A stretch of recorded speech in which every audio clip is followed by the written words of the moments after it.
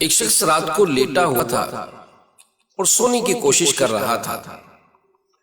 اسے نیند نہیں آ رہی تھی۔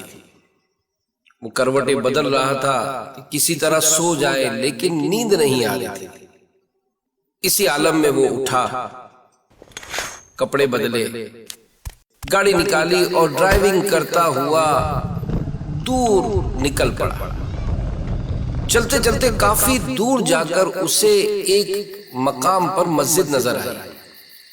دل میں خیال ہوا کہ کیوں نہ مسجد میں جا کر کچھ نماز پڑھ لوں، دعا کر لوں، تاکہ دل کا بوجھ ہلکا ہو جائے۔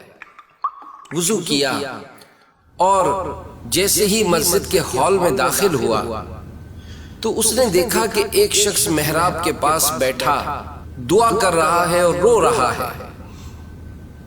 اس کے دل میں خیال ہوا، یہ شخص اکیلا رات کے اس حصے میں بیٹھ کر رو رہا ہے۔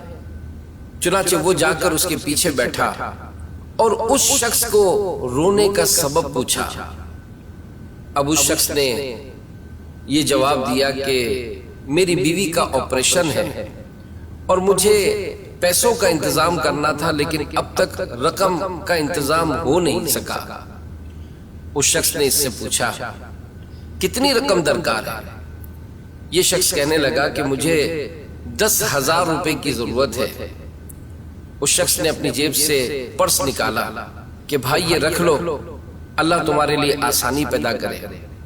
اس شخص کہتا ہے کہ جیسے ہی میں نے اس کو 10,000 روپے دیے، میرے دل میں بڑا سکون ہو گیا اور میں سوچنے لگا کہ لگتا ہے مجھے اس کی مدد ہی کے لیے بھیجا گیا ہے۔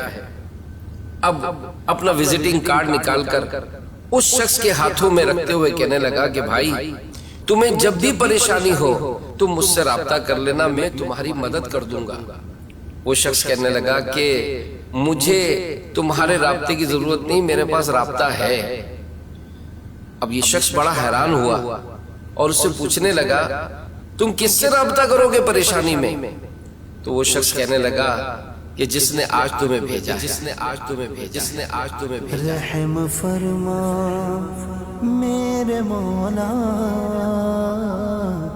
رحم فرما میرے مولا۔ جب بھی مشکلات ہوں، آپ جب بھی تکلیف میں ہوں، اپنے رب کی بارگاہ میں سر کو جھکائیں، ہاتھوں کو اٹھائیں۔ رب تعالیٰ کی بارگاہ میں دعا رائگاں نہیں جاتی۔